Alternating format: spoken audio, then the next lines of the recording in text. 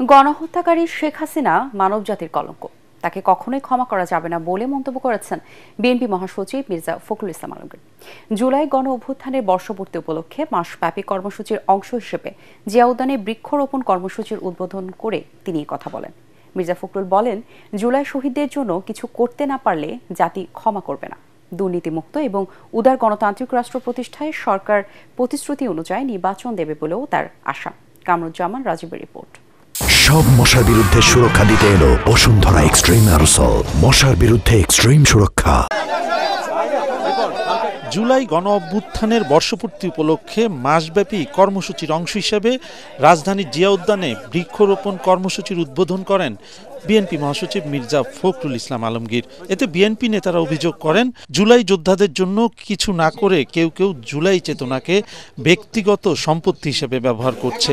এ সময় মির্জা ফখরুল বলেন, শহীদদের জন্য কিছু করতে না পারলে তাদের রক্তের ঋণ শোধ হবে না। হাসিনাকে কোনোদিন ক্ষমা করা যাবে না।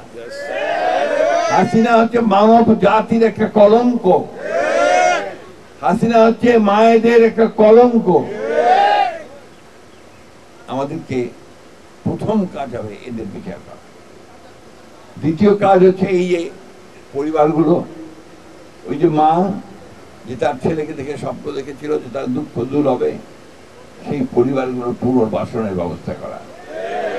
আর যারা আহত হয়ে আছে, যারা চোখ হারিয়েছে, তাদের পুনর্বাসনের ব্যবস্থা করা। এটা না হলে ভবিষ্যৎ এবং জাতি আমাদের ক্ষমা করবে না। বিএনপি দুর্নীতিমুক্ত উদার গণতান্ত্রিক বাংলাদেশ গড়তে চায়, তা নিশ্চিতে সরকার প্রতিশ্রুতি অনুযায়ী নির্বাচন দেবে বলে আশাবাদ ব্যক্ত করেন বিএনপি মহাসচিব। বলেন, নিজেদের মধ্যে ভিন্ন মত থাকলেও সবাইকে নিয়ে একটি রেইনবো নেশন গড়তে চায় বিএনপি। যে আমরা একটা সত্যিকার অর্থে একটা উদারপন্থী গণতান্ত্রিক রাষ্ট্র নির্মাণ করতে চাই। আমরা নতুন বাংলাদেশ চাই, পরিবর্তন চাই। আমরা দুর্নীতি চাই না, ঘুষ চাই না, আমরা হত্যা চাই না, নির্যাতন চাই না। প্রতিশ্রুতিবদ্ধ হয়েছেন এই কেয়ারটেকার সরকার যে 26 ফেব্রুয়ারির মাঝামাঝি সময় নির্বাচন হবে।